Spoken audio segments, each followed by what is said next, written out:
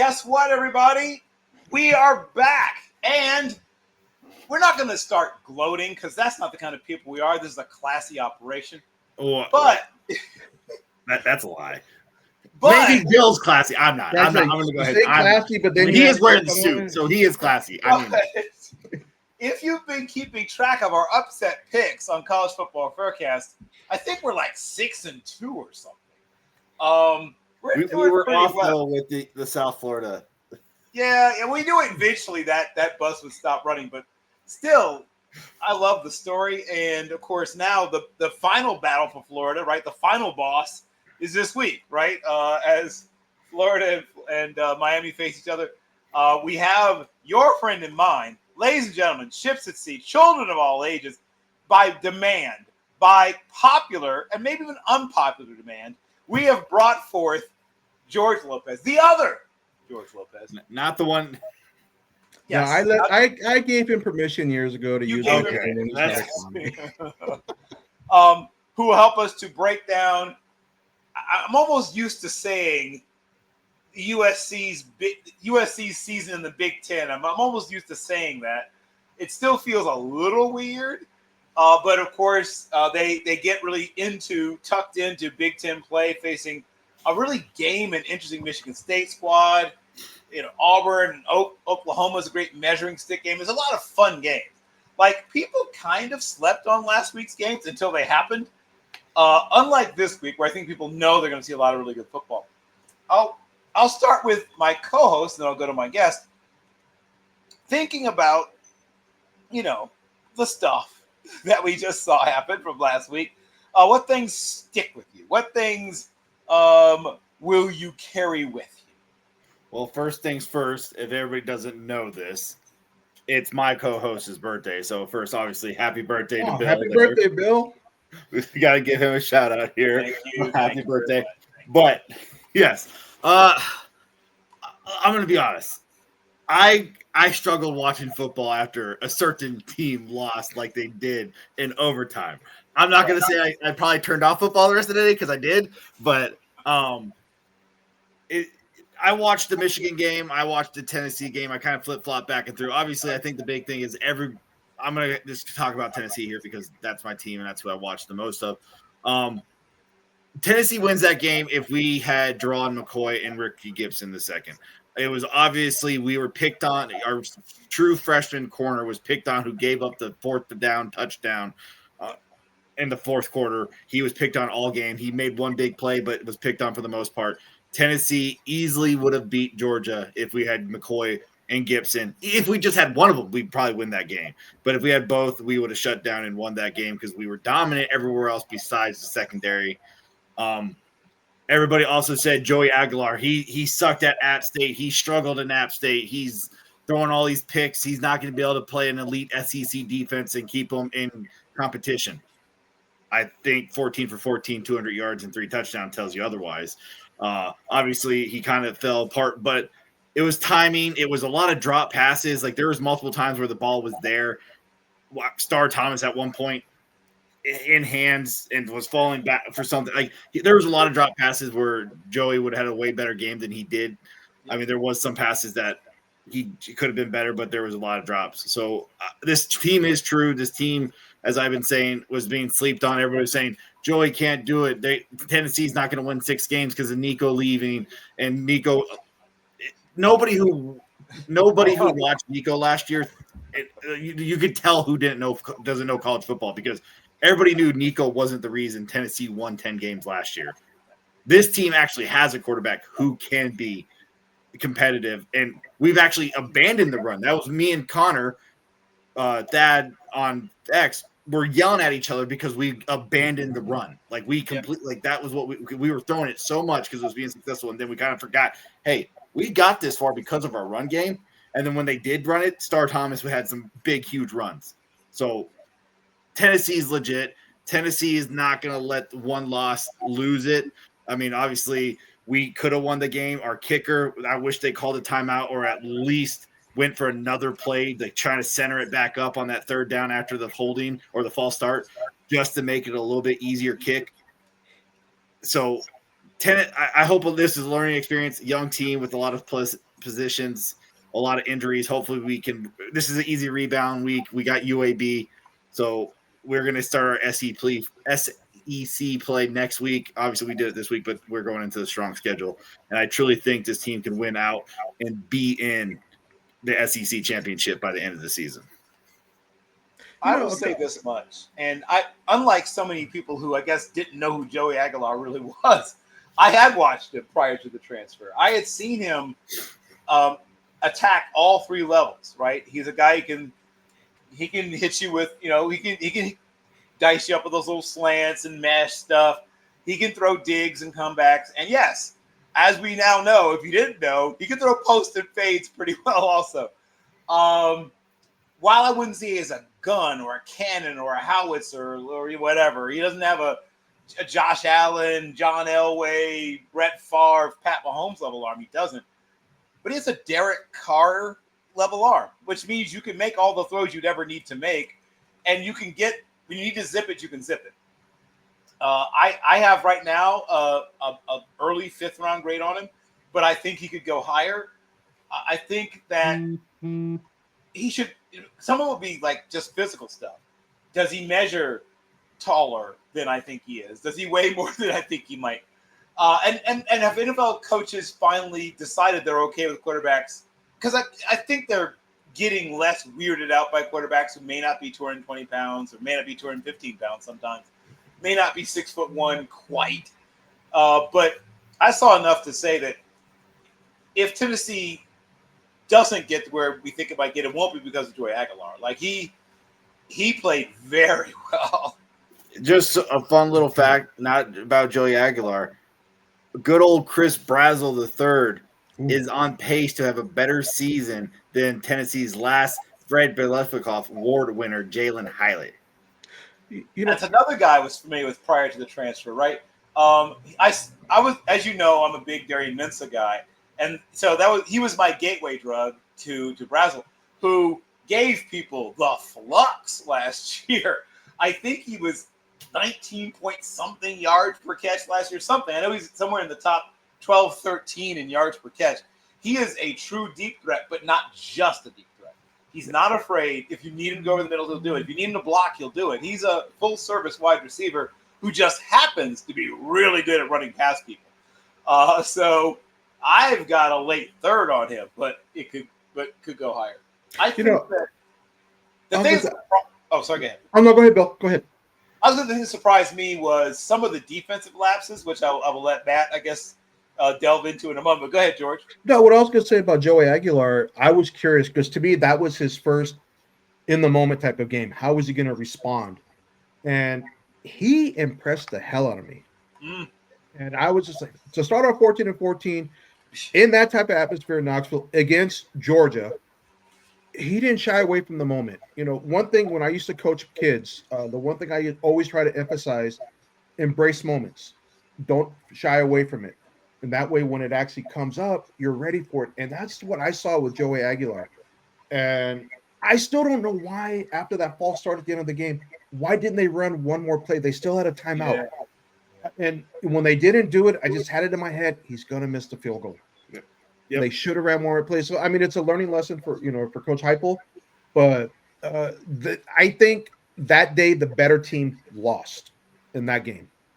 But Tennessee fans, you guys should be very excited what Joey Aguilar is going to do the rest of this season. Yep. I was a big believer in Tennessee's defense, especially early in that game. I felt very justified in saying that. And once again, I don't want to lay all of it at the feet of the both defensive play calling and even some defensive execution. But what are some things that you saw, Matt? Because you're watching the game, obviously, even closer probably and even more critically than I was. So big thing, I was a hater of Tim Banks for his first couple of years because of a lot of what I saw on Saturday. And then the last 2 years, Tim Banks kind of flipped the switch, really built his defense, made it look good, had a top elite defense last year. And then I don't know what it was about this game, but it would be obvious passing downs, and he would have his corners 12 to 15, 16 yards off the receivers, leading to huge plays or first downs. It was like watching Joe Barry's Packers defenses on Saturday with Tim Banks. I don't know what his play calling was and it hurt that we didn't have. I mean, we stopped the run. They did not run, and we didn't even have our two best defensive linemen, and our defensive linemen kept getting hurt during that game. So it was really all on that secondary. We did not have our two best secondaries. Colton Hood did the best he could on the one side of the field, but I'm struggling on number 7's name or 8's name right now. Or no, that's Colton Hood. 7 is Arian Carter. I'm forgetting the true freshman that was starting who just completely and utterly got picked on. I think it's 24. He was just picked on all day, and they did nothing to help him. That was what's the most infuriating thing is that you saw that your true freshman was being picked on all day, and you left him by himself. It's just like feast or famine, dude. We're not going to give you any assistance, and that was very infuriating for them not to at least try to assist him with the safety coverage or something to make sure that he had somebody there with him and they weren't doing it. And like, it was even more average. I'd never thought that Georgia on 4th down in the 4th quarter back on 7 yards would shoot it for a touchdown. They obviously saw something throughout the whole game and picked at the right moment to use that play on 4th down to score a touchdown. Tim Banks is going to have to impress me the rest of the SEC play because that was a very disappointing game. And I understand we had injuries, but you didn't do the right adjustments when you needed to win the game. I wonder if the lack of aggressiveness and even the lack of, I guess, almost accepting the challenge was because of the injuries. Do you think that's maybe why they were so passive? We weren't getting home. I mean, that was one of the big issues, but I have to say, I can't remember his name. Georgia's quarterback, they got a dog. That guy, he impressed the crap out of me. Gunnar Stockton, yeah, he's running and then sitting there and taking hits. When he did make like there's a couple times when we got home, he sat there, got destroyed, and still put a perfect ball right where it needed to be. And that was infuriating because you're like, we're hitting him when we need to, and he's getting the ball out and making it, and it's not being distracted. It's not going anywhere. It's going right where it needs to. I remember people decided to try to call Bo Nix Drew Brees for some reason, and I don't see it. I see it a little bit with the Gunnar Stockton kid, though, right? I see it. His arm is just strong enough, but he throws with touch and anticipation, and he's tough as nails for a guy that's not really all that big. Yeah, he's not. He's unafraid of the moment, once again, to bring up what George just said. I mean, like the moment times 2 is your team that everyone thinks might be a national championship contender is getting its doors blown off at first. And you're a relatively new starter. And everyone's like, oh, God, what are we going to do with it? The Georgia fans got the surrender Cobra going. And, people are, getting ready to light jerseys on fire and all that kind of foolishness.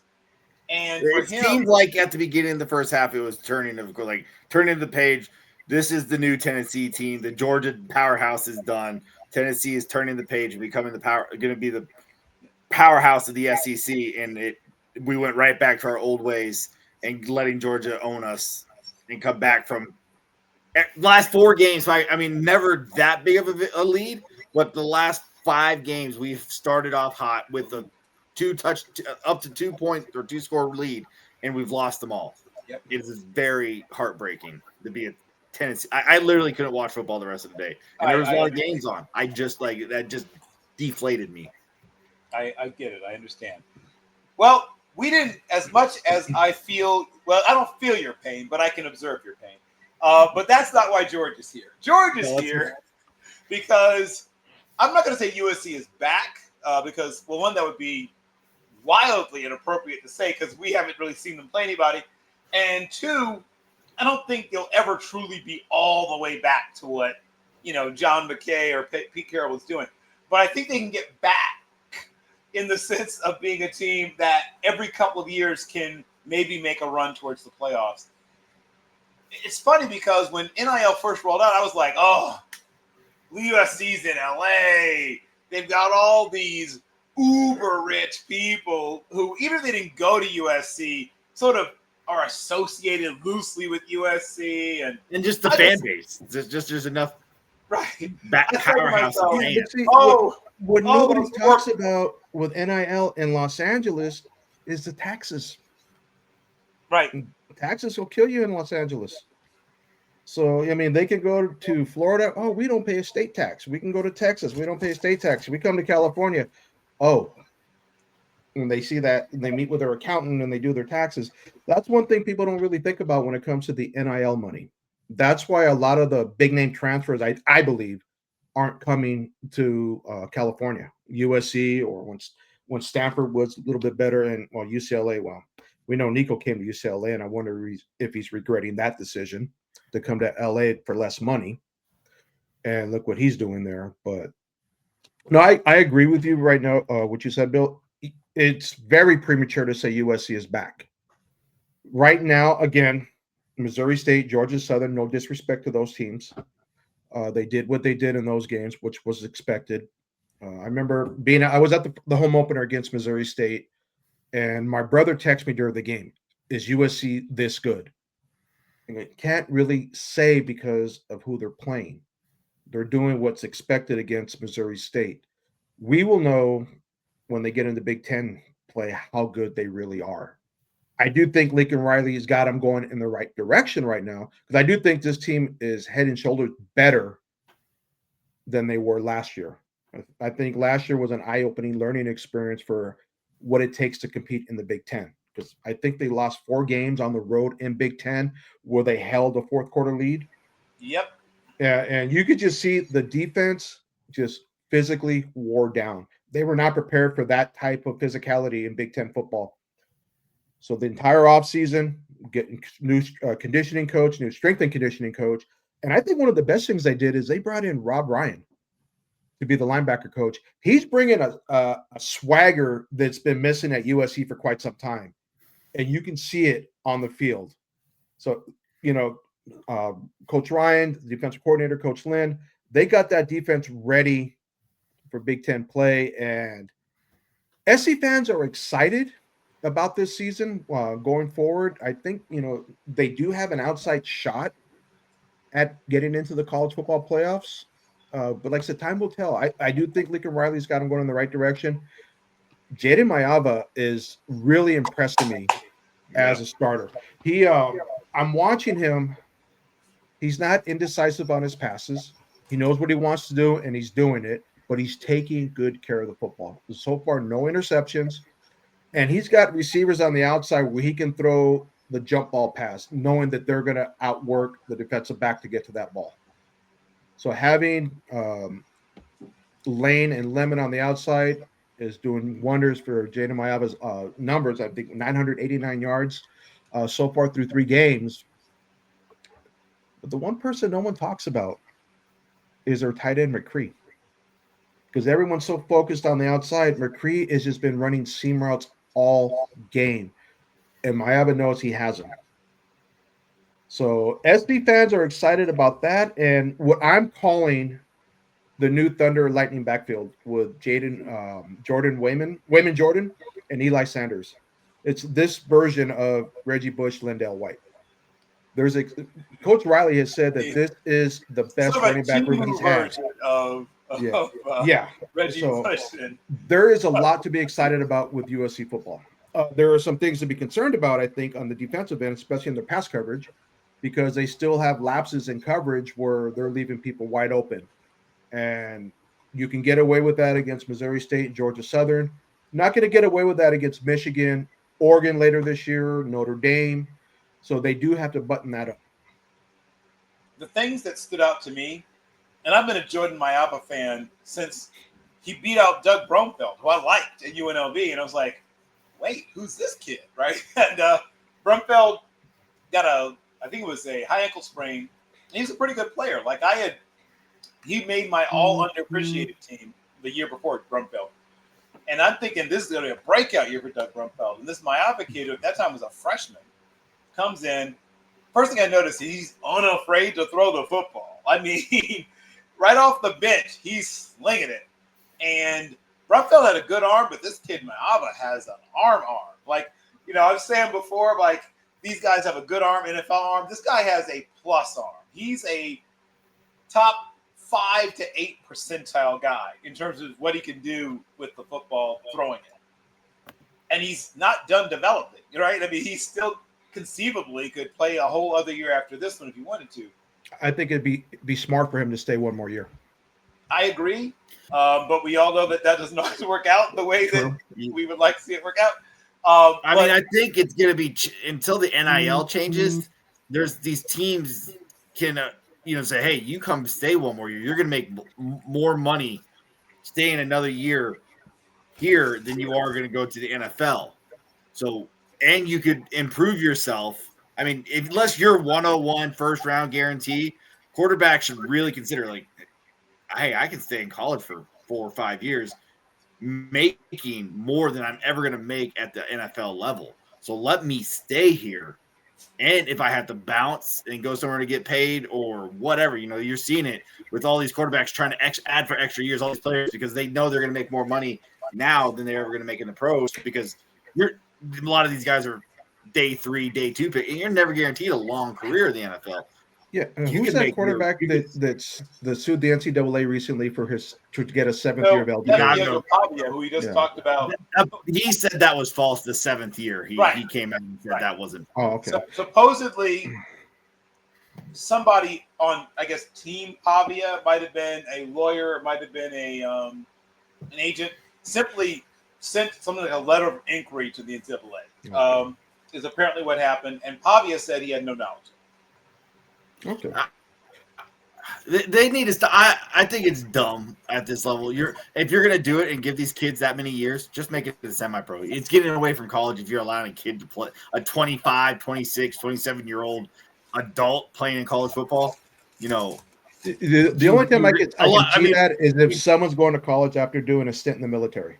Then I can see that. Right. And, of course, you have more. That's fine. Yeah, that's there's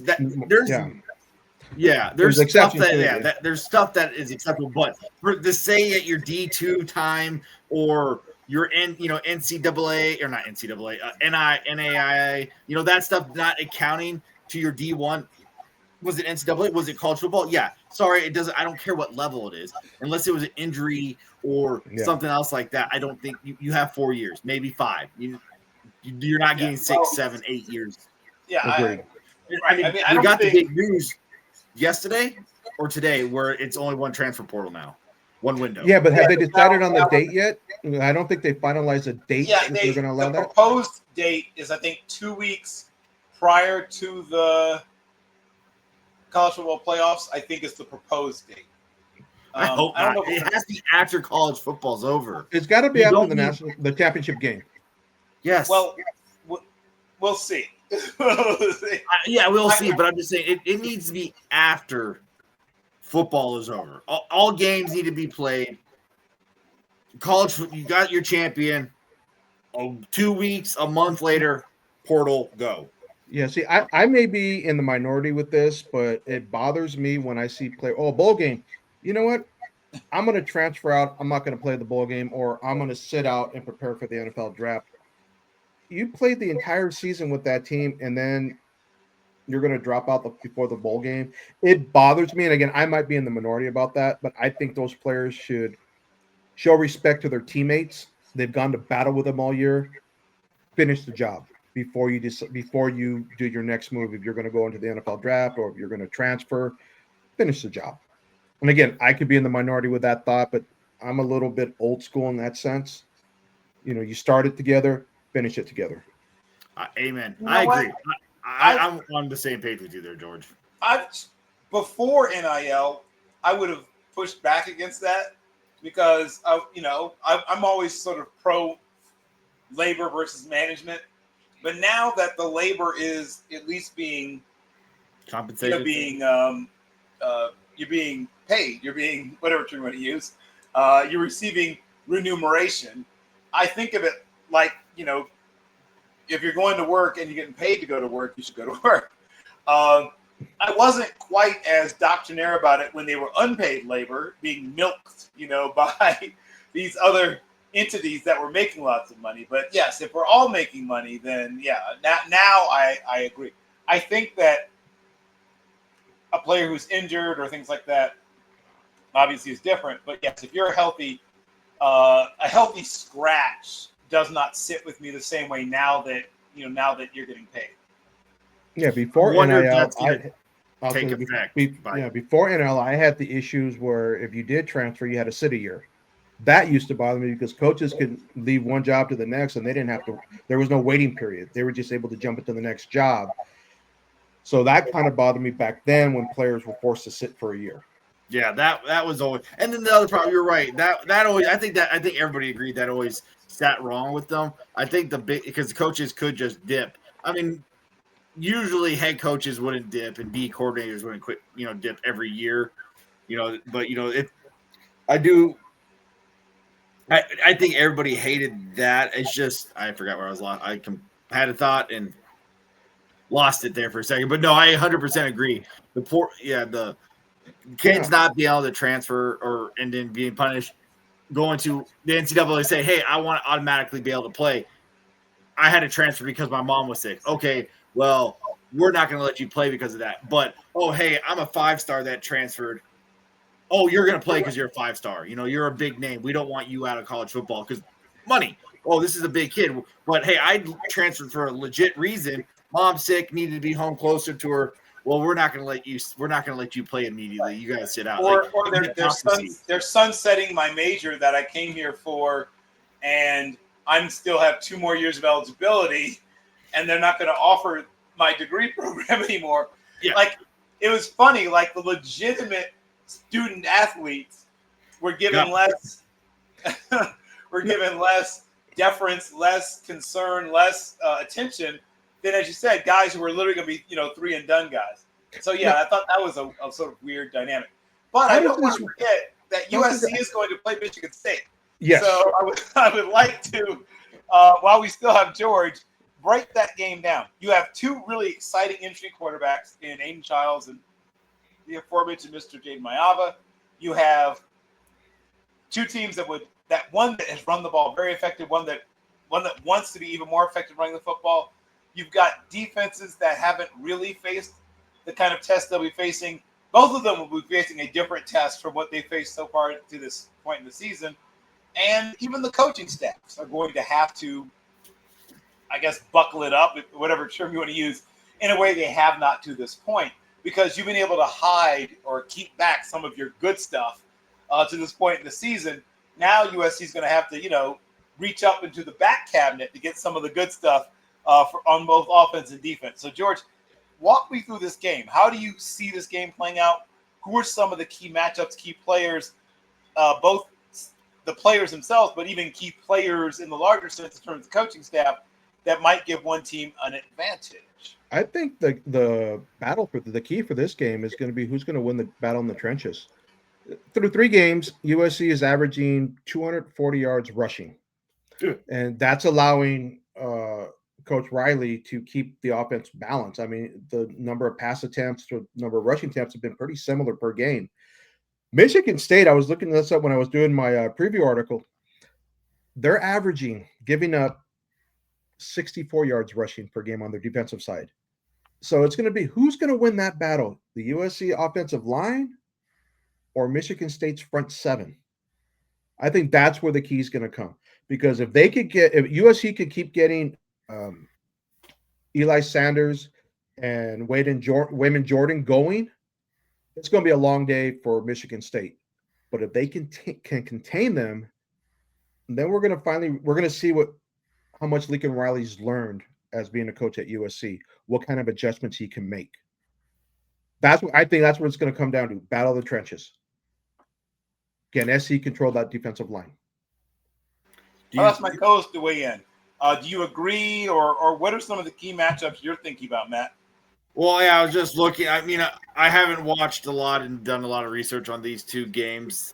It's been a hectic week, but I was looking at it. I did see that USC had the number 3 offense per yards per game at averaging over 600 yards right now. Yep. I mean, the ESPN analysis and the bettors have this as a 18.5 point spread, almost a 3 touchdown game for USC being favorites. I don't know. I mean, it's going to be a true test. I mean, I don't think Michigan State's that bad. I don't either. I think they are going in the right direction. I don't know why they have them so bad. They're both undefeated teams, 3-0. Let's just tell people, just tell them flat out, hammer that. Yeah, I'm hammering that. I'm around in your couch. Find that money you thought you were going to spend on your laundry, or you thought you were going to spend on takeout, and invest it in that line. Yeah, 18 and a half. I think they win by double digits. I do think USC is a better team. I do 10, like 11 feels right, but 18 and a half. Believe it or not, I have it as a single digit game. Whoa. Yeah, I really do. I think SC is going to be really tested for the first time this year. If I was betting the game, I would actually bet the under. Because I think the over-under was 65.5 last time I saw it. It is currently at 56.5. 56.5? I would still bet the under. I have, honestly, when I did for Team MBS, when I did my preview, I have it 27-20. USC pulling that game. I think it's going to be closer than people think. Everyone saw SC put up 70 points. They put up 50, whatever they did against Georgia Southern. They put up 33 against Purdue. Great. But everyone's taking Michigan State for granted, and you can't do that. I think Michigan State's going to play them tough. I agree. I think the big difference is nothing against Michigan State's coach. I know from Oregon State. Can't think of his name right now. Jonathan Smith, good head coach. I'm giving the edge to Lincoln Riley. Lincoln Riley's the better head coach. Childs versus Malava, I'm giving the edge to Malava. I just think all across the board, the playmakers, USC has better playmakers at running back, at wide receiver, at quarterback. They have the better head coach. You are right at the line of scrimmage, but not just the trenches. I think it's overall the defenses. We know USC over the past couple of years have had horrifically bad defenses that have cost them multiple games and multiple games throughout this multiple seasons. This is their first test. This is the Big Ten. Like you said, everything, it's a different brand of football. It's more in your face, black and blue. Can USC get to that level to compete with those defenses? And this is a light first test for the season for them. So it's going to be interesting. If they can cover, I don't see them covering 18.5, but if they beat them by double digits, it's a big win for USC. And another thing to look at is the game starts at 8 p.m. LA time. That's a huge time difference I'm pretty sure those young kids are used to being out on the weekends partying, but that's one thing. It's a huge time difference, and we have some funky weather going on here in Southern California right now. It's muggy. We actually had like a thunderstorm earlier today, so it's real sticky, humid. Are they going to have those same type of conditions come Saturday night? And night games at the Coliseum, that field, whatever, even though it's natural grass, that field gets slick with the dew that we get in Los Angeles at night. So there's going to be some adjustments Michigan State's going to have to adapt to. But I didn't even think I just saw that it was 11 p.m. I won't be watching this game, folks. My eyes will be closed. Yeah, and we're going to see if things don't work the way they have been, how much has Jaden Maeva grown up from last year? Yeah. This is where we're going to find out. I do expect him to have a very good game and still take care of the football. He doesn't really force anything, even though he does throw those upper grab passes because he trusts his receivers, but he's not forcing it into triple coverage. Will he do that if things aren't working out the way they had been in the first three games? So we're going to see a little bit here. We're going to find out a lot about Jaden Maeva on Saturday night. Yeah, the analytics have this as like a 94% chance in USC winning. I really find that. I don't think Michigan State's that bad. I don't either. Do they not know who USC is? Question mark. I'm not trying to hate on USC, but USC has a long history. But to be fair, nobody really, as George mentioned, nobody really knows, right? We don't. Yeah, we don't know. I mean, it should be to me like a 60-40 game, not a. Yeah, even the Purdue game. Purdue, Ryan Brown got picked up in the end zone twice. He was driving Purdue down to score, and USC, in a sense, played a bend but don't break defense. And they were able to kill 2 drives in the end zone. Otherwise, we're looking 33-30 game, not 33-17. And the one thing SC did very well in that Purdue game is they took Purdue's running game away. Purdue identified as a run-first team, and SC held them to 52 yards on the ground. I think that's what they need to do against Michigan State, make them one-dimensional. I'm looking and I see it. Michigan State only scored 23 against Western Michigan and struggled in that game. Yep. They scored 40. They barely beat Boston College in double overtime. Yep. And then they allowed Youngstown State to score 24 points. Right. So that is why the analytics are so angry at the Spartans, in case you were wondering. Exactly. That's why I see why the analytics. They're envisioning 50 points potentially being put up by USC. What I think they're not taking into account, one is, I'm not saying Michigan State took some of those teams lightly, especially Boston College. Like, you can't, Boston College they don't have like a bunch of wow talents on that team, but they play their hearts out. And if they still like Castellanos, they would hand somebody a couple upsets this year. But without Castellanos, they'll still they're no fun to play. It's going to be zero fun to play Boston College this year. O'Brien is going to bring his personality, attitude, whatever you want to term. They're going to play, mostly determined, smart, tough. And if they had more team speed, but that's been the story at Boston College for a while, if they had team speed. It's tough to get fast kids to come to Boston, apparently, because the last time I remember a guy could really fly playing at Boston College was a guy named Troy Stratford, who mostly played third down back and return specialist with the Dolphins about 1 million years ago. You were probably 3 or something at the time, Matt. But yeah, they struggled to get those big playmakers. Frankly, speed guys on both sides of the ball. But that's not what we're talking about. USC, Michigan State. Go green, go white. I also agree that despite what the analytics say, I think this is going to be a close game. I think it's particularly close down the stretch. And then something happens, to get it to 11 points. To get it, I think it's a 4-point game through a lot of the second half. And then a strip sack. Or, USC, here's what I think we'll find out. Is USC capable of getting those big game flipping plays on defense? Because once again, though people pay attention to Matt Leinart, they pay attention to Carson Palmer, and they pay attention to all the wide receivers, the Mike Williamses, and they pay attention to Reggie Bush and Linda White, and all the talent that they had a little bit place on offense. But the thing that I remember about those teams was how often they would make back-breaking plays on defense.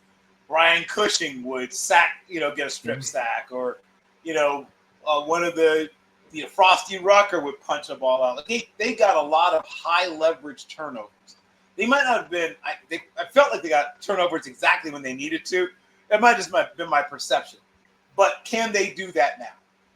Because I think Michigan State will move the football. I do. I expect them to. One thing USC's defense has done very well so far is putting pressure on the quarterback. I think through 3 games they have, off the top of my head, they have 14 quarterback sacks, and they do bring a lot of pressure. Yep. So Coach Lynn has done a great job with his pass rushing schemes. Will it continue against Michigan State again? Georgia Southern, Missouri State, Purdue. I mean, Ryan Brown threw for over 300 yards against SC. Yeah. I think he threw for 305 yards. So, I mean, he looked actually pretty good. He looked good against SC. I'll be 100% honest, George. I didn't have him on my preseason watch list. I've added him. So the next time he plays, I'll be watching him. I didn't have him on my preseason watch list. I was like, all right. Yeah, I mean, he really impressed me in that game. My concern going into the game is we got to stop Purdue's running game. I really took him for granted, he's not going to be a factor. I was like, you know what? He actually did very well. Again, 2 interceptions in the end zone. One was on I forget who made the interception. Well, he made both, but he broke the first one. He just undercut the route. Yep. Great play. Yep. But the guy I thought for sure when he let it go touchdown. At the time the quarterback releases the ball, he's at least 7 yards, maybe more than 7 yards away. And the quarterback, I think, decided, he must be, playing underneath zone. And then, oh no, he's robbing, right? Like that. You and I both played some defensive back in our lives. There's nothing more satisfying, right, than a guy realizes a half second of the ball's out of his hands. Oh, crap. Yeah. That is an immensely satisfying feeling. Okay. I do think the ones that you talked about really quickly, George, is the pressure that USC is getting right now. Charles struggles with pressure. Yep. He gets happy feet. He moves. He makes mistakes. So that could be the key to victory, is to get Charles moving, get his happy feet, and make him make mistakes and potentially get another pick or two in this game. Charles has thrown one pick already in the first 3 games. They haven't really played anybody that important either. As I said, Youngstown State, Western Michigan, and Boston College. So it's going to be interesting. I think defense is definitely the key to victory. I think the offense is definitely on USC side. It's just going to be, can your defense stop their on offense? their defensive front? Keep an eye out for Cameron Fountain, the sophomore defensive end from USC. I think he could have a huge game. Keep an eye out for him. Eric Gentry, if he can stay healthy, he's the team leader on the linebacker, the senior linebacker. Hopefully he can stay healthy, but he's been playing phenomenal. Yeah. But I remember when he first started taking the field, I was like, why is that wide receiver trotting out on defense? Yes. He is built like a receiver. I was blown away when I was like, like Ted Hendricks, but he plays on the interior. Just a fascinating body type. I love the way he plays, but as you pointed out, he hasn't been the most durable. I don't know if that goes back to the body type situation. I love the kid, and like he's in my top 100 just barely. He's like in the 90s, but a big year would push him in. To me, he pushes him into the second round, particularly because he's so different. Like he just. He's got the speed as well. I think you can move him into as a nickelback, I think, not just as linebacker. He can play. Yep. Oops, shit. That's not what I meant to do. Nope. Sorry. Say that. That was my mistake. Say that again, George. If you get Eric Gentry in the middle rounds, I could see him as a nickelback, an edge rusher, or weak side, inside linebacker on the weak side. But he's got potential to play different positions in the NFL with his body type and his speed. Right now, he fits perfectly in what Coach Lynn wants to do on the defensive side as a linebacker. But there's a lot of possibilities with him at the next level. Yeah, I agree. He's a fascinating prospect. So it sounds like we're all agreeing USC wins. We're just disagreeing about how much. George, you're welcome to stay. We're going to talk about some other games, but I know you need to run. I'm looking at. Hold on. I don't worry. These are supposed to be just for reading, but no, it's okay. Do what you got to do. If you have to run. I'm looking here. Yeah, I got to start getting ready. I figured. So before you go, 2 things. Give us one player on offense, one player on defense we don't yet know at USC, but we will know before the year's out. And then after that, shamelessly plug all the stuff that you're doing at Team MBS. Okay, well, the one, I don't know. I figured, Bill, you're going to know, and Matt, I'm probably sure you know. Cameron Fountain, he's a true sophomore. The kid is just phenomenal. He's still growing into his body, but watch him on the defensive line. He can either bull rush you. He can do. They run a lot of stunts with him to get him to the inside, and he's got the speed to get to the outside. Keep an eye on him for the entire season. I think Cameron Fountain is going to have a tremendous year at USC. And the second one, I know right now, and I've mentioned him already, Wayman Jordan is the starting tailback. Watch Eli Sanders. Eli Sanders, he's got that speed that reminds me of Reggie Bush, but I think he's a little bit more physical because he can run in between the tackles. Keep an eye on Eli Sanders for the entire season. Excellent. Shamelessly plug what you're doing, George. Right now, my article that I did for the preview for this game, USC Michigan State, just dropped for Team MBS today. I submitted my article. As you can see behind me, I have Ram jerseys up. I'm obviously an LA Ram fan. So I have my preview article for the Ram game when they head to Philadelphia to take on the Eagles this Sunday. That will be dropping on Team MBS Media. As you can see, I'm listed as the other G Lopez on. I'm still going to call it Twitter. I refuse to use just that one-letter word. I'm on Twitter, same as on Instagram. You can find me there. And so right now, look for the Ram article to drop tomorrow. And as you see, I'm wearing a Dodger hat today because Clayton Kershaw just announced that this will be his final season with the Dodgers. He's going to retire at the end of the year. So right now I'm formulating an article to talk about Kershaw's career and what he's meant to Dodger fans. So look for that in the next few days. That'll be dropping as well. Quick football tie-in. A football and baseball teammate of John Matthew Stafford at Highland Park, the legendary Highland Park High School, the same one that gave us Doak Walker, right, and gave us Bobby Lane. So once again, Kershaw was his starting center. Yep, exactly, starting center, and of course they were battery mates in baseball. The other G Lopez, George Lopez, our George Lopez, however you want to phrase it, is the real George Lopez. Yeah, I do that. I just never change. I go, I'm the real George Lopez. There we go. But when I started it, I go, I'm going to keep it as the other G Lopez, but I'm the real George Lopez. I think I'm funnier. People that know me will say no. But no, I think I'm the funnier one. Got to meet him one time, and you look at photos like, you guys could be related. I go, yeah, there's a slight resemblance, but I got you. Yeah, but no, I let him have it. Well, we'll definitely bring you back before at least one or two of the more games further into the season. Oh, I would love that. You do great work. I'm so glad we got a chance to reconnect. It's been too long. We will not let it way too long. Again. If you care at all about anything, but especially if you care about like football, particularly USC football, please, what are you doing with your life? Follow the real George Lopez. Thank you once again, my friend. We will talk again soon. All right. Thank you, guys. Thank you for having me. Are you okay? I don't know what's in my. I don't want to say that because I want to sound bad, but yeah, I'm coughing. There's just something stuck in the throat, and I can't. Got it. I don't have something to drink in this room. Take care of yourself. Fine. When Matt recovers, we're going to delve into Auburn, Oklahoma. Another fascinating clash of styles. And, of course, Auburn fans are already asking, are we back? Obviously, a return of good old I'm bad with names right now. The Auburn starting quarterback, who I like, Jackson Arnold. There it is. Jackson Arnold returning to Norman, Oklahoma after being benched. As I said earlier in the season, during our preseason, I love Jackson Arnold. I really liked Jackson Arnold. And I just thought they never gave him his fair shot. They just benched him. They never let him grow in that role in Oklahoma. Because, obviously at that time, the defense, everything was going bad with Oklahoma. So Brent Venables had to step up, and they just made too many mistakes. I wonder if, they look back and realize that we probably messed up the Jackson Arnold situation, or they're just super excited with Mateer's development and play right now in Oklahoma. But Arnold has Auburn looking really good, and so does Mateer for Oklahoma.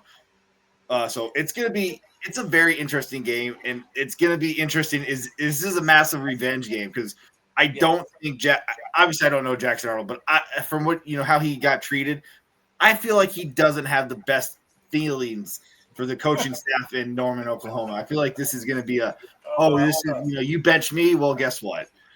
You threw me around and treated me like a rad dog.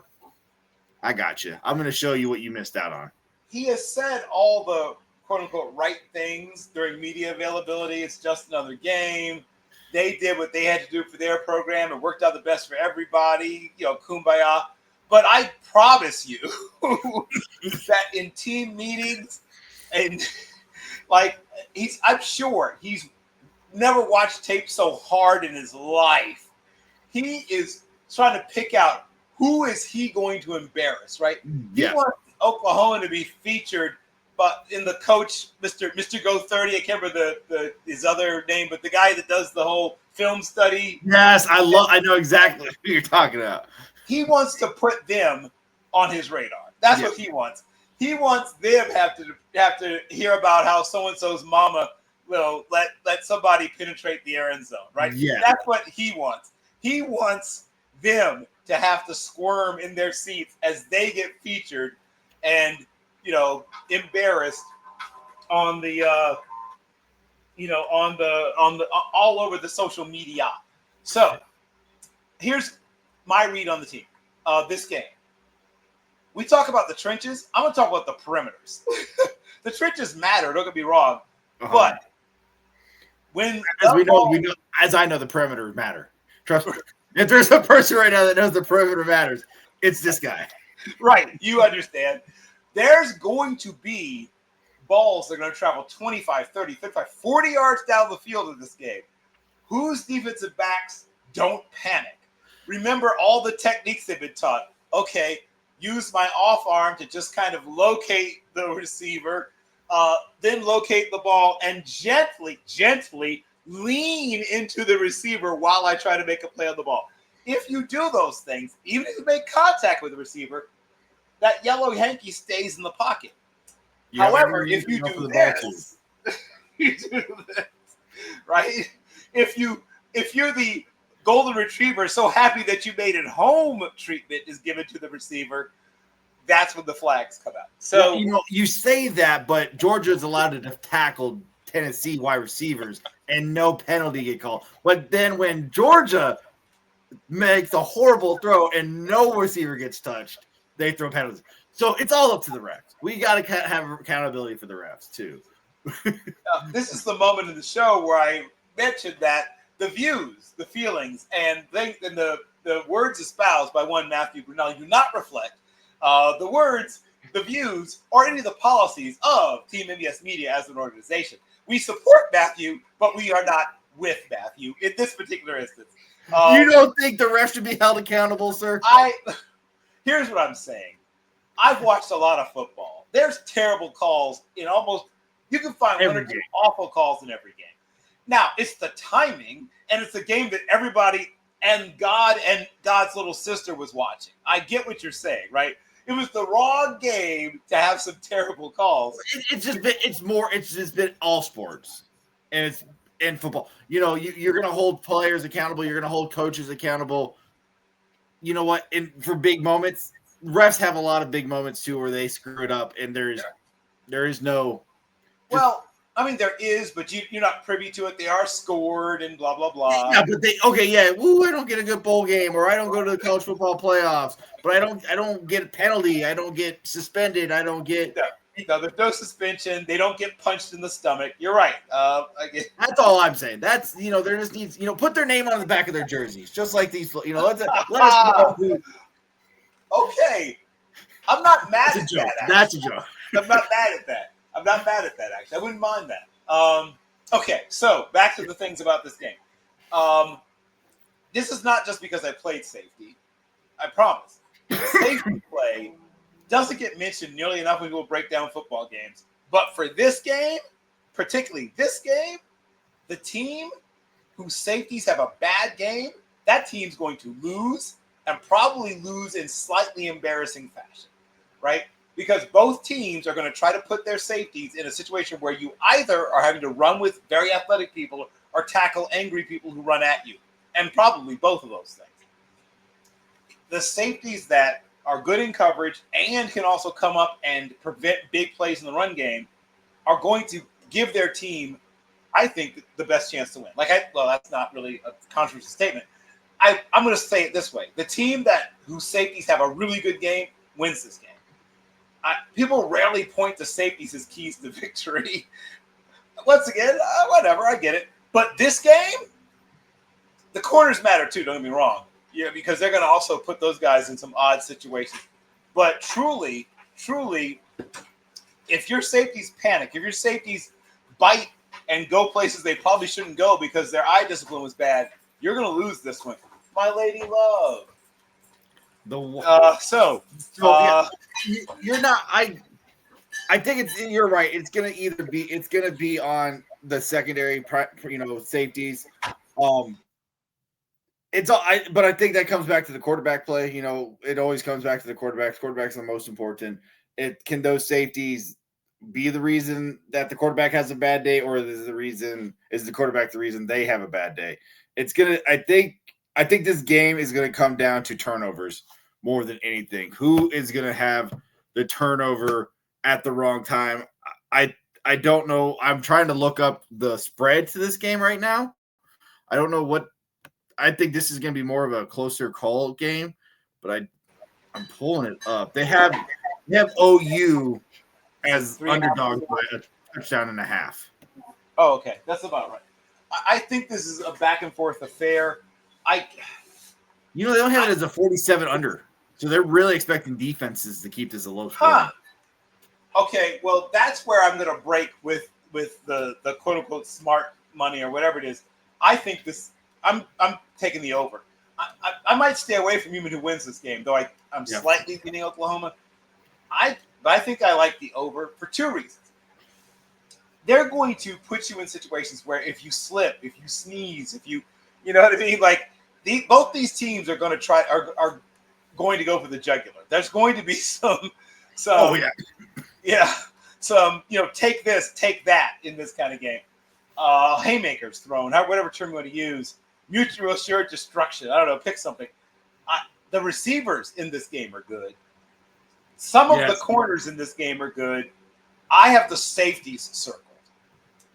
We're going to find out a lot about the safeties because they're going to try to influence you to take that one little step away from where you should be going. And by the time you realize, oh, crap, I need to be going that way, not that way, you're looking at the back of someone's jersey. The thing about playing safety, right? I mean, look at the name, right? Safe. Like, you want to be aggressive as a football player. But your literal job description.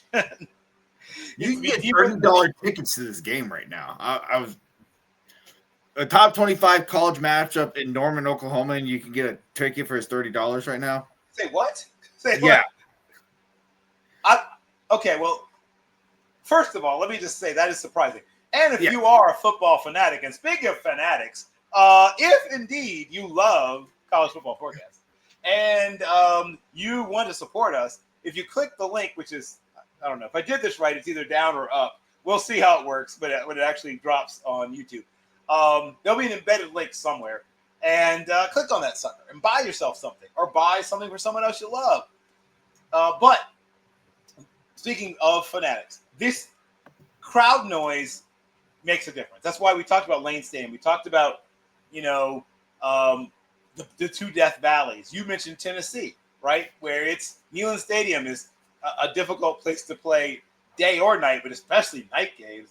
Yeah. You can't hear yourself scream. Like you can't, like someone could set off a hand grenade 30 feet from you and you wouldn't know it. That's what Baker said. One of the hardest places he ever played in college football was his time in Tennessee at night. He said,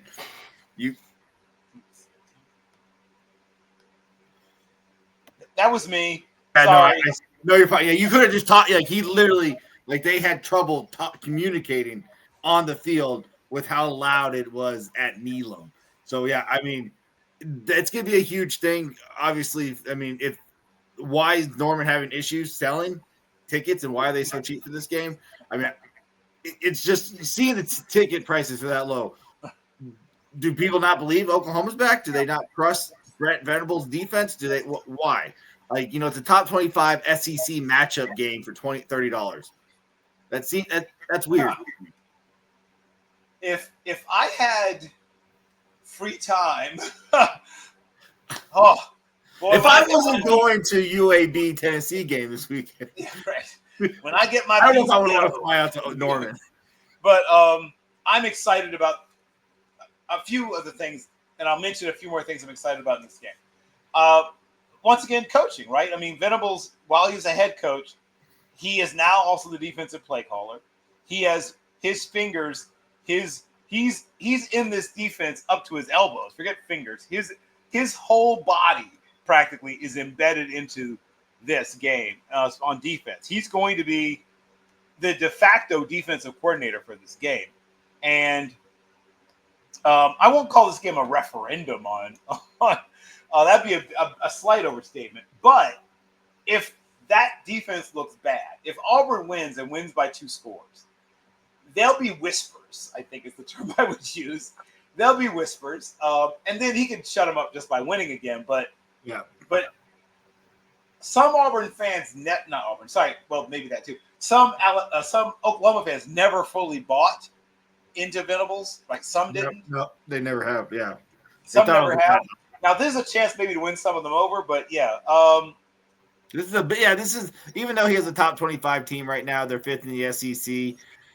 This is a prove-it game for Brent. You know, this is still a win it or lose it season. Brent is he's not on the hot seat right now, but his seat is you turned on the seat warmer right now. The seat warmer has been turned on in your car to warm up this seat, depending on the outcome of this game, because you are favored to win. You're at home. Yep. The defense has looked better under Brent. So, no, it's going to be interesting to see. I love Maytier. I think Maytier has been a fantastic pickup.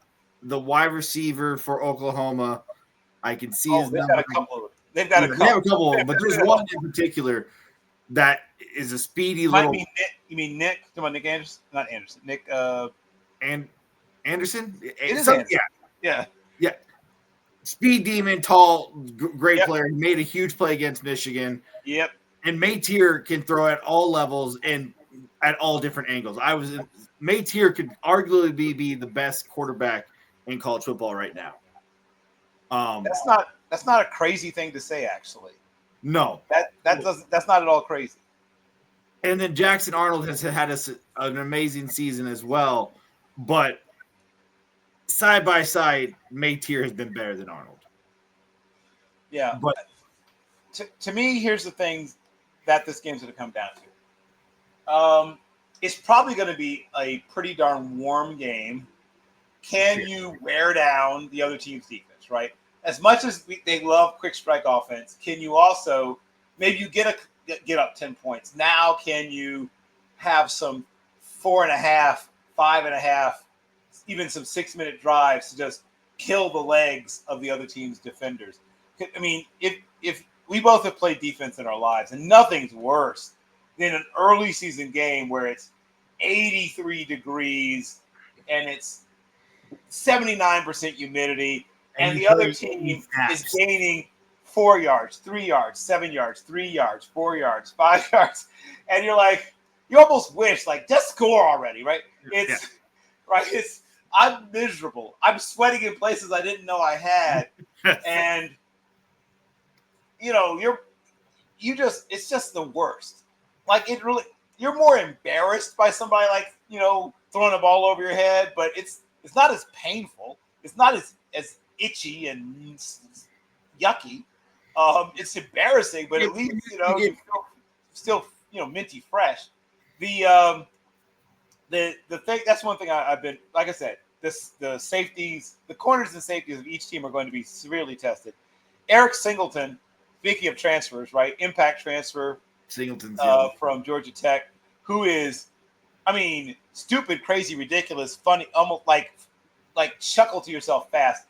Yeah. When this kid and Casey Concepcion were both back in the ACC, I was like, oh my God, the ACC is building a monster at wide receiver. Well, things happen. But he's still a fantastic player. This could be sort of a coming out party for him. Offensive tackle Xavier Chaplin's a guy that's going to turn himself maybe into a draftable offensive lineman. He'll get a chance to showcase that against a revived Oklahoma defense, I guess you could say. Jeremiah Wright's another one of the offensive line players who has a chance. Auburn linebackers are going to be big in this game. Yep. Right. That's a good point. The Auburn, because they have 2 linebackers that can go in the top 100. Yep. And they're both full service linebackers. They can cover, they can come downhill and give you a headache, get side to side in a blink. There's some NFL talent on that field. Yeah, you're going to probably have 20 plus scouts or representatives, if not 32 at this game. This is there's a lot of NFL talent at this game. 100%. And definitely quarterback, the most important position. You have two very good quarterbacks in this game. So, is it Hugh Freeze still at Auburn? Right? Hugh Freeze is at yes, there it is. Right? No, yeah, wait, he's at Auburn. No, wait. He went from Liberty to Auburn. Yes, Liberty Auburn. Yes, that is correct. Yeah, yep. So I mean, he is still. I with guys like Hugh Freeze. No offense to Hugh Freeze, you always have to check. Yeah, that's why I had to ask. I couldn't. There's a reason I asked. I couldn't remember. Because we know the history of Hugh. So he's always willing to listen. That much we know. He's always willing. He's probably always checking the record at Alabama. You know, it's like, okay, what's the record at Alabama? Yeah. You know, he knows that to get the 3 losses, to make sure his agent always knows how to reach him. Yeah, exactly. Now, you're right. How's Alabama doing? Okay, I'm doing better than Alabama. I'm okay. That's all. Just as long as I'm doing better than DeBoer at Alabama, I'm safe. Yeah, like I said, he I'm sure he's always telling his agent, they get to a 3rd loss, I'll keep my line open. So big news quickly about the SEC in Alabama, Auburn, Oklahoma, Tennessee. The SEC announced Tuesday they're announcing the 2026 schedule with your 3 annual opponents is what they're calling it, not your rivalries anymore, which is stupid. They're your rivalries. So you're only going to play the same 3 teams for, I think they said 4 years, and then they'll reevaluate that annual or rivalry. So is Auburn, Alabama going to still be a game for after this year? Oh, wow. You got to, Tennessee. I'm sure there'll be such a groundswell of support that, if you value your safety, you're going to keep scheduling that game. People take football pretty seriously down there, Matt. So I'm going to say that make it happen. The SEC is so large now. You're going to lose some of the. If you're getting like Tennessee might not play Alabama every year. Tennessee might not play Florida, yes. Right. Vanderbilt, Georgia. Like who's going to be the like? Texas. They have to find a way to play Vanderbilt. They got to find a way to play Vandy every year. But I see what you're saying. Yeah. So it's just something to look out there, college football fans. The SEC is doing that Tuesday. So yes, that's true. Well, now we're going to go into, it's not a lightning round, but it's a at least we're shifting into second gear round. 2 schools whose names begin with I, who are possibly contenders, to push for college football playoffs, are Indiana and Illinois. I have watched both teams, and mostly originally Indiana because of Mendoza, who I liked a lot at Cal. He has not looked quite as good at Indiana as he did at Cal. This is, once again, a kind of prove-it game for both teams, as we talked about with the last game. Illinois looked good. Yeah, Illinois looked good, but Illinois is a top 10 team that's played good competition. Indiana, if Mendoza hasn't looked good playing Indiana State and School of the Blind of Indiana and the School of the Arts of Indiana, that's troublesome because Indiana has not played a damn school yet. They blown out? Yes, they've done what they needed to against those opponents. But Illinois has played Duke. Illinois has played another Power 4 school. And they have won, and they won consistently. Duke at least was in there for a second, but Illinois' defense kicked in and offense took overpowered and won. You talked about it. You were really fans of this Illinois season at the preseason show of the Big Ten, and they're living up to that hype. Good old Brett Bielema is really has the team playing well. Yeah, Brett Bielema is doing what he does the way he does it. It didn't work quite as well at Arkansas, but it's worked the other places where he's been. It works in the Big Ten, doesn't work in the SEC. Right. So far, at least. Right. So he gets a bunch of kids with, German and Dutch and occasional Italian surnames who were at least somewhere between 9.5 and 11.5 pounds at birth. Yeah. And kept going upwards from there. He does a good job of being selective in the transfer portal, right? It's not just, the dragnet where it's like, hey, here's 50 dudes. He targets things that for whatever reason they've struggled to find in high school recruiting or backstops depth at places where they are thin, as opposed to just, well, let's just see who the hottest name on the transfer portal is. Yeah. I'm not saying that's how everybody does it, but some schools kind of do. Texas So he's made well. I think one of the things I'm most impressed by is his use of the portal. James Bumba is an interesting tight end for Indiana. This might be an interesting game for him. Caden Turner is their kind of do everything guy at linebacker for Indiana. I worry about how Indiana will hold up. We talked about this. Illinois is not a wild-eyed, bombs away kind of offense, luckily for Indiana, but they will take some deep shots off play action. I wonder if Indiana will hold up against those. Does Mendoza get on track and go back to looking like the guy who I thought was a top 100 prospect? Because right now he does not look like that guy. And, of course, stop me, heard it before, the running game. Britt Bielema loves it, and guess what? So does Signetti. So which one of these teams can consistently get 4 or more yards on it, pretty much every time they run the football? If one of these teams averages 4.5 or more yards per game running the football, they probably win this game. Because, one, that means you're not getting off the field if the other team is running for 4.5 or more yards pretty much every time they run it. 2 runs get you to 3rd and 1, and that's a tough way to live. So that's why I find it shocking that they have the line has Indiana as the favorites. And they have them as a touchdown favorite. I think it's 2 things. I think they don't yet respect Illinois. Maybe they will after this game. And I think there's some Signetti effect, right? Signetti is one of the great salesmen. I mean this in the positive way in all college football. He uses it in recruiting. He uses it in getting people interested in his program. You talked about getting tickets for games. Just a few years ago, what's the old joke? I left my Indiana football tickets on the dashboard of my car. Yeah. Someone broke in and left 3 more. Yeah.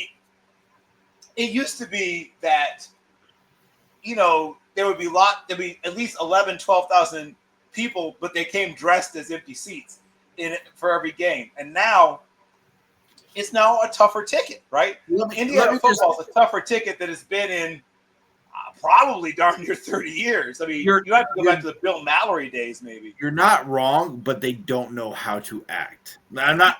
That's not like the right way. They don't know how to literally. Me and my brother went to the Michigan game last year, and there was no noise. You're just like, they're cheering, and you're like, this is all they got. They don't. They don't know how to cheer. They don't know how to make that. There's a learning curve. Yeah, there's a learning curve. You're right. And so it's not. I'm not trying to be mean. I like Indiana. I like Kurt, but there is no home field advantage right now at Indiana. You're right. It's not one of the more fearsome places to play. People don't get all nervous about the idea of playing in Bloomington at night unless it's a basketball game. And even recently, not so much. But that's a whole other show. When we get to college basketball forecast. Yeah, I think I'm pounding Illinois all day long, and I think Illinois destroys them by 2 touchdowns. Oh, wow. I don't think this is a game. This is Indiana from last year. They played cupcake schedules. When they play a real team, they get blown out and they get beat bad. He keeps building through the portal. 1-year stats. That's how he's building right now, is the portal. He's not building a foundation. He's building through the portal and just reloading, playing cupcake schedule. Cupcake teams. It's working. He got in the college football playoffs last year, but it's going to affect when you can't beat the big schools. And I think Brent is a great head coach. I think Illinois is a better team. I think Illinois goes in there and it's not even a game and they win by 2 touchdowns. Yeah. Well, ILL, INI. Once again, must mention, I'm not entirely unaffected. I didn't go there for undergrad, but I got my master's degree from University of Illinois. It's where I started my theater company. So I have certainly a certain amount of affection, though I had some very weird experiences all of the show while I was there. But whatever. Okay, so another game that I have circled that I don't think enough people are talking about that I find absolutely fascinating. this is one of the games that I will be watching, like with, I don't know, bells on, something on. South Carolina, obviously smarting from, their most recent game experience against Missouri. Now, the one thing I'll give Missouri fans credit for, they're not asking me, are they back, right? Missouri fans are very... Missouri knows better. I've lived there. They know better. They know. Yeah, they're very... They do every single wait-and-see attitude regarding the mighty Tigers. No, they're just like, we've been here before. We already know this trick. Right, yes. They're unlike Tennessee fans. We're like, oh, this is the one we're finally going to. This is our year. This is our year. No, Mizzou's like, yeah, okay, and now we're 8 yeah, we know. Yeah, right, yes, right. Like once again, load up the James Franco first time meme. Yeah, exactly. So Missouri has a sneaky. I don't know if it's even sneaky good. They just have a good defense. Not even sneaky. Do. Good defense. That's the one thing he's built there in Mizzou. There's some dudes who are going to play on Sundays on that defense. I have some questions about the offense, but they'll be answered, right? I mean, this is how I'll find out if they're offense. How do you say his name? The transfer quarterback for Mizzou. Oh, yeah. So how do you say his name? I'm glad you brought that up. I'm going to walk through the Missouri team that I think will take the field. And what I mean by that is like, I think I know what players will be on the field, but like, how will they, as you said, handle it, right? How will they, this is a real test, despite the fact that maybe South Carolina isn't the, what we expect in South Carolina. Yeah, the juggernaut. Now, once again, I said 9-3, and I think I might have still been right about, what South Carolina will be. Now, I didn't have as high hopes for Missouri, but Missouri could also be a 9-3 team, maybe better. But Bo Prabula from Penn State, who used to be kind of like the, what Rain Dakota Prescott was when he first got to Mississippi State, when Tyler Russell was the starter, or what Timothy Tebow was when Chris Leak was the starter, where they'd bring him in to like slam his head into something and get 3 yards. And Prabula knew he was more than that. He was better than that. But since he was going to have to wait, yet one more year, he decided to take his talents, probably wisely, to Columbia. And it wasn't a slam dunk that he'd be the starter, though, because Sam Horn, I mean, I cannot tell you how excited. I mean, that once again, all my friends who are Missouri fans were like almost literally salivating at what they'd seen in Sam Horn. But, injury opened the door for Prabula, and that door has now been, at least for a while, slammed shut. He's in the top 5 for most passing yards throughout the first 3 weeks. Yep. And it's not through dinking and dunking, right? I mean, not to say they don't have a short passing game, but he's hitting on some, like big arm throws. And they lost all their big weapons from last year, Burden. Correct. Well, some of those guys were good anyway. They have 2 wide receivers going to play in the NFL. They just aren't the ones you're used to yet. Yeah, fair enough. But he made some big arm throws deep from like this hash, right? So it might be 22, 23 yards straight down the field, but once you add the diagonal, that's a 41-yard pass, and he's doing it like it's nothing. Marquise Johnson, James Madison II, Logan Muckey, Xavier Lloyd are all good wide receivers. Demarion Folks is talented. They've got Josh Manning and Donovan Olabode. Sean Terry, Daniel Blood. But here's the guy, the slot receiver. The guy, like you're saying, the one that'll be first on my board is Kevin Coleman Jr. That guy has got some. He's got some stuff. He's got some like Emmanuel Sanders stuff to him. Like, I think he's gonna have a long pro career. Brett Norfleet is an NFL prospect at tight end. Yep. Hayden Green is solid at. Once again, I think he's going to play, probably a mid-rounder, but he's going to play in the NFL. The rest of their offensive line we're going to learn about in this game. I'm not super sold yet on the rest of them. Keegan Trust has looked good at times. Jai Williams, the fourth, has been kind of the swing guy, plays right, plays left.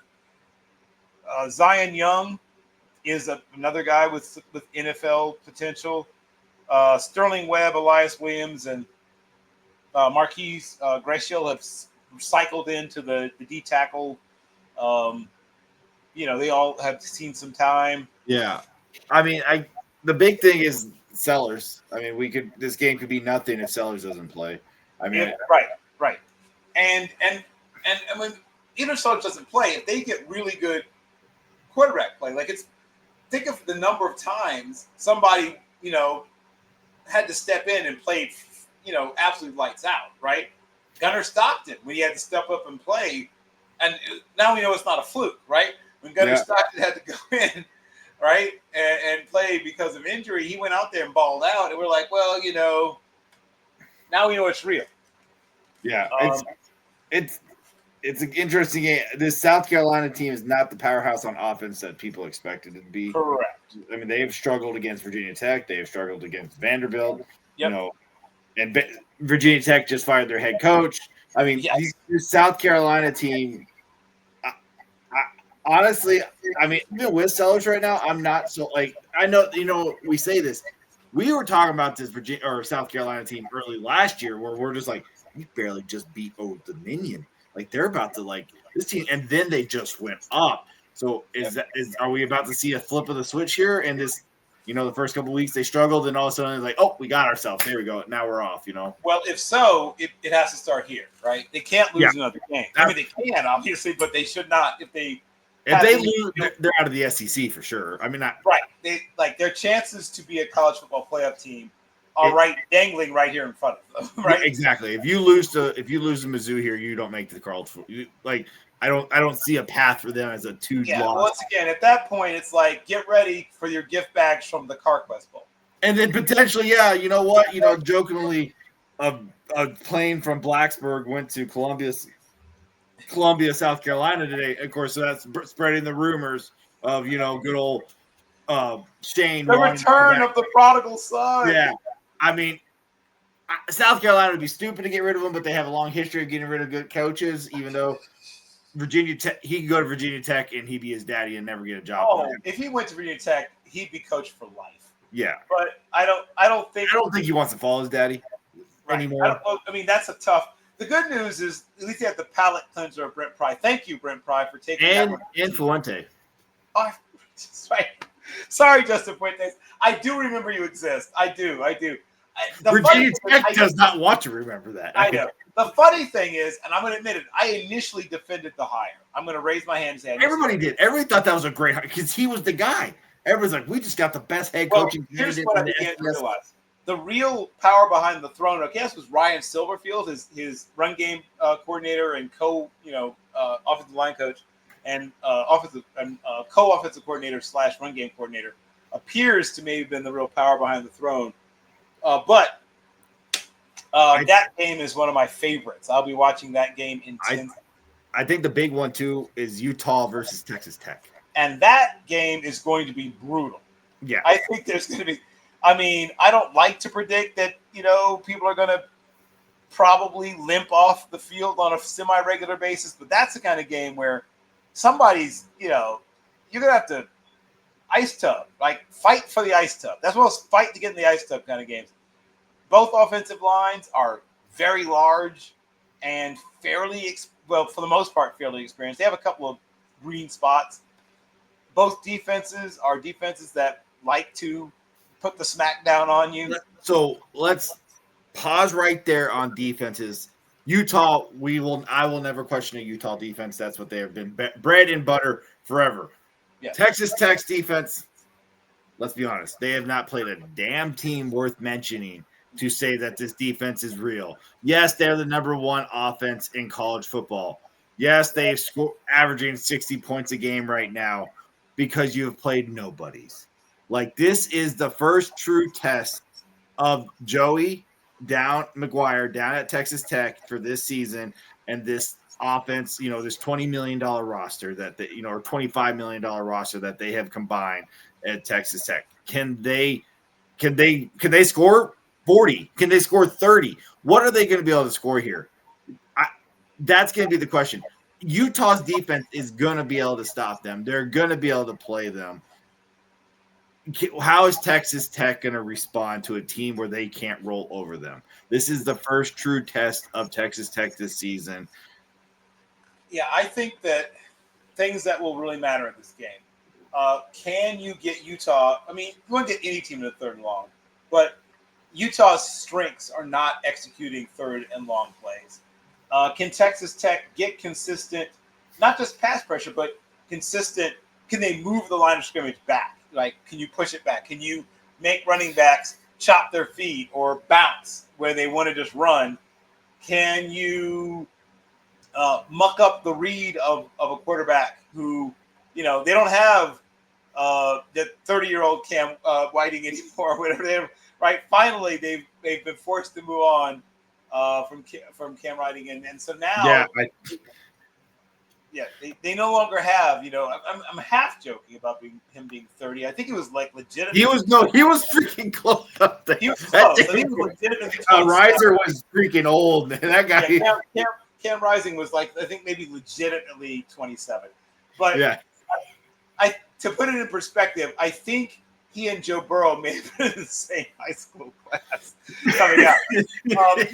I think that may actually be correct. So it gives you an idea of what we're talking about. But the point I'm making is that the page has turned. Now you don't have someone who's seen everything that there is to see in college football playing quarterback. It's possible now to show this player maybe some things they aren't as familiar with. I'll be also interested. I don't think there'll be a lot of big plays on offense, but who gets the few that there are, right? Who gets the 2 or 3 chunk plays, the 20, 25, 30-yard plays. Yeah. And they don't have to be throws. And they don't have to be throws. I want to point out that some teams plan their chunk plays on the run, right? They get 20, 25, 30 yards on the ground. Both of these guys don't seem like they have the best rushing attack right now. They're both sitting around 200 yards for their running backs. I mean, so you're 60-ish yards a game by your running back. They have definitely both been heavy on their running or passing. They do have Utah as the underdogs by 4.5 points. Yep. It is a noon kickoff, and it is at home for the Utes. I'm taking the upset here. I'm never going to doubt a Utah defense. And until this Texas Tech team can prove to me that they're a legit contender by beating somebody like Utah to start off the season, and it's only a 56.5 spread or a 56. So they're saying that somebody's going to stop. Like Texas Tech is averaging 60 points, and you have it at 56.5. So you're telling me that the defense is going to play a factor, but then you're telling me that Texas Tech is going to win the game. Yeah, well, I think the first team to 30, does win it. I don't think it'll take more than 30, 31 points to win this game. I don't know. The only question, like I said, back was about chunk plays. They have the offense that sort of looks like of the two that would be more able to find at least an occasional deep shot, an occasional big play, because that to me is going to be one of the big deciders. That's why receiver for Texas Tech has not been their 5-star guy who almost left him again this offseason. Right. So the secret to Utah's offense this year has been their efficiency on third down. They've converted 72% thus far. But Texas Tech's defense, which as you pointed hasn't really faced the toughest competition, is only allowing 14% conversion rate. Devin Dampier is, I think, still a mystery to a lot of people. Yep. We're going to find out. Knows it's been Arkansas, Pine Bluff, Kent State, and Oregon State. Right. We're going to find out. Right. We're going to find out who he is. I mean, this is going to be one of those sort of defining things. But they've protected him so far. Only on 5.8% of his dropbacks has he been touched, been sacked in the pocket.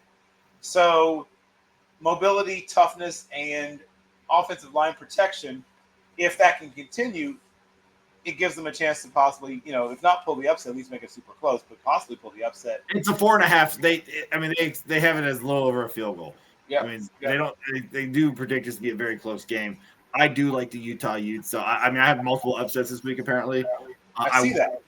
I definitely wish this is a great week. I'm super excited to be going to Neyland for the first time and seeing this game. But this is a great week of games that I'll be missing. But I mean, because Texas Tech, I would have loved to watch. I haven't watched a lot of. I haven't wasted my time watching them play nobodies. So obviously, this is a great game for both Utah and Texas Tech, and then you have all these other games. The team that comes out of this game undefeated will have done these things: protected their quarterback, Yep. avoided the big mistake, Yep. and found at least 2 or 3 chunk plays. Yep. Limited, and the defense limiting the team to chunk plays. I think the defense Right. will limit it. Yep. Yeah. Agreed. It's gonna be a great week of football, and these are great games. Okay, now we are going to go full on speed round at this point. Please touch on a couple of the games that are still have not been discussed. So I'm gonna go much faster. I really think that if you're looking for at least one more possible upset, one of the places you may go looking for one, possibly. Oh, and what's he got? Watch out for David Bailey, Texas Tech. He's another NFL guy. But I'm not saying Ole Miss is going to beat Tulane. I'm saying Ole Miss might deny Tulane the cover, though. Tulane is a smart, tough football team. They're well coached. Ole Miss has an explosive favorite them by 14 points. Yeah, that's what I'm saying. Like, I could see this being a 10-point game easily, which, once again, it's not a cover. So Ole Miss has a lot of, NFL-type talent. The Oklahoma State transferred DeShaun Stribling. They have Harrison Wallace III, came from Penn State. Simmons getting benched for the Yes, correct. They bring back Caden Lee. They have an incredibly exciting, electric freshman named Winston Watkins, who I think is a future NFL type, and kind of a Jalen Waddle-esque figure. Caleb Cunningham is another guy that's a really good player. They have a super deep and talented wide receiver group. So that's going to be a challenge for Tulane. But they have a good front seven. They are good themselves on offensive sustaining drives, or have been to this point. And Ole Miss has Kewan Lacey, who's another guy I think is sort of a day 2-ish player. Watch out for Trinidad Chambliss, who is the lurking in the wings backup quarterback. Austin Simmons has struggled. And Trinidad Chambliss has played in national championship games. Admittedly, Division II national championship games, he's played in them. He's an experienced player who's played in high-leverage situations. He's a little undersized, probably 5'11.5", probably about 199 pounds, but tough, still powerful for that guy's size, and can make the throws that this offense will ask of him. I'll be interested to see, once again, how Tulane calls their defenses in this situation. They do have at least one guy I really have my eye on in the UTEP transfer, Maurice Westmoreland. That's a guy I think is going to play on Sundays. Moving more quickly from this point forward, to touch on a couple more before we close out. I also want to mention to anyone who hadn't heard us mention, this is some people's game of the week or whatever, but Miami of Florida versus Florida. This normally would be one of those college game day kind of situations. Will not be this year. DJ Lagway, who was getting pushed up boards for a while, I think people have stopped the DJ Lagway love. Yeah, Lagway is that whole. I don't know why Florida is doubling down, tripling down, quadrupling down on Billy Napier is beyond me. And Lagway, yeah, I mean, we've talked about it while they lost to South Florida. They just got destroyed last week, and now we're going to talk, Yeah, I think Miami, because Carson Beck when you thought things could get worse, here comes Miami. Yes, correct. Yeah, Carson Beck is back. Right. We don't know if Miami's back, but it appears that Carson Beck certainly is. But Miami has good players sprinkled all over at every level of their offense and defense, and Florida is going to get a face full of them. Florida is a volatile football team. I think if they get off to a good start, if things go well, maybe they score on the first 2 possessions, maybe they get a turnover. That's the kind of thing that allows them to hang in this thing and go all the way wire to wire, making this a competitive game. But oh boy, if they give up and only score, something bad happens. There's a tip ball interception. I could see Florida getting out, maybe blown out. Is it? Oh, it's blown out. I don't even think. Okay. Well, you're being nice. They're gonna get blown. I would be utterly shocked if this is not a 20-point victory by Miami. Oh wow, you went 20. You are an aggressive man. I could see it being a double digit. I am on one right now. I am spicy, and I'm just speaking. I'm speaking from the heart today. I see that. You know what? I respect it. I don't like Mario Cristobal. This could be a Mario Cristobal game though too. I would not be shocked. We keep talking about it. He proved us wrong. You're saying Miami might find a way to lose this game, even if Florida can't find a way to win it. Exactly. It's just, Mario does that. Every year they say he's back, and then he loses 2 games he shouldn't. So, this team. Before we wrap, coaches. This is a perfect segue into coaches on the hot seat, actually. So obviously we've lost a couple of coaches already. We mentioned Brent Pry. We mentioned DeShaun Foster. I think DeShaun Foster will be a good head coach. I think he needs to go and be somebody, run game coordinator, offensive coordinator for a little while, and then get re-racked. Go from there to Western Kentucky. Western Kentucky seems to be the place to get, straightened back out after you've been a coordinator, you got knocked down, you go be a coordinator, then go to Western Kentucky. Seems to be a cure-all. It just sucks for DeShaun because he's gonna have to. He got handed the worst possible situation. Yep. He gave him less than a year, really. And they're like, "Oh, well, you failed because we paid a 5-star quarterback, and you look horrible. You gave him nothing else. You didn't. He wasn't a great quarterback. Like DeShaun, obviously, he was always only a running back coach, like you said. He definitely needs. He's going to be fine for somebody someday down the line. Yeah. You just mentioned Billy Napier. I won't bother mentioning him. The bell may soon be tolling for the old Oklahoma waterfall himself, Mike Gundy, the man with the resplendent mullet, may soon find himself sitting next to somebody at a broadcast booth. Yeah, I originally thought Tony Elliott might be in trouble at Virginia. I'm going to back off that. I think Virginia. I think he has another. Virginia's in the top 10 or top 8 for offense right now. Right, and I think Virginia ends up with 500 or winning records. So Tony Elliott, I'm turning down the heat onto you. Sam Pittman, I think, is probably fine this year. I think Sam was the one I was thinking earlier. But the leash is definitely shortened, and if they get a couple of bad losses, back to back, that could maybe be it. Kalen DeBoer's heat is cooling. Yeah, you just mentioned UAB, Trent Dilfer. We'll see. What do you expect as a UAB though? You got the death program and you came back. That's not something you'd like. Okay, we're back. We're gonna win 10 games. That's gonna take time. Yeah. I know Trent has had multiple seasons, but you're not going to come back and be automatic power good. You're going to have to build that program back up because players, some of these kids probably never even saw you play because you were gone. And since we mentioned Texas Tech earlier, I don't think Joey McGuire is in the hot seat, but I do know the expectations have been raised based on financial arrangements that have surrounded the program.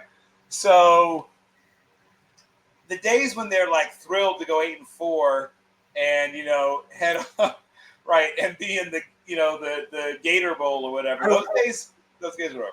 Yeah, with you being a Big 12 horribly weak conference, you need to win it with the money that you're spending, and you need to go undefeated. I don't think even a 10-2 or not. It's not even. I don't know if that's going to be enough because you're not going to make the college football playoffs from the Big 12 10-2. Right. No, good point. Right. Because you have to find some quality wins somewhere. They need to win this game for a variety of reasons. But once again, I'm not going to say Joey Meyer's on even a hot or a warming seat. But I will say that expectations, as we just mentioned, along with budgets, have increased, and they cannot afford. Once again, a couple of bad losses could lead to people becoming unfriendly. So once again, I want to thank George Lopez, our George Lopez, the real George Lopez. The real George Lopez. Real George Lopez. Please stand up. I want to thank, we now have kind of a sponsor. So Fanatics, thank you very much. That's awesome. Run out and buy some gear because, it's football season. And, you don't want to walk around in like a pajama shirt. How's that going to look? So, buy yourself some gear. Get a sweatshirt. Get a t-shirt. I wish I knew that beforehand. I could have bought some stuff for tomorrow's game. Now, there's an idea. But once again, everybody, we're going to talk more about coaches on the hot seat because that's not going anyplace. We'll probably make that a semi-weekly feature. Yeah, just a quick temperature check on coaches. Yes, right, exactly. Temperature check on coaches. Or as my old co-host, Brock Fier, used to call it the Death Watch. I like that. Yeah, so that was Brock's favorite thing. He used to love firing coaches. He would announce who he was going to fire every week. And every once in a while, he would name one.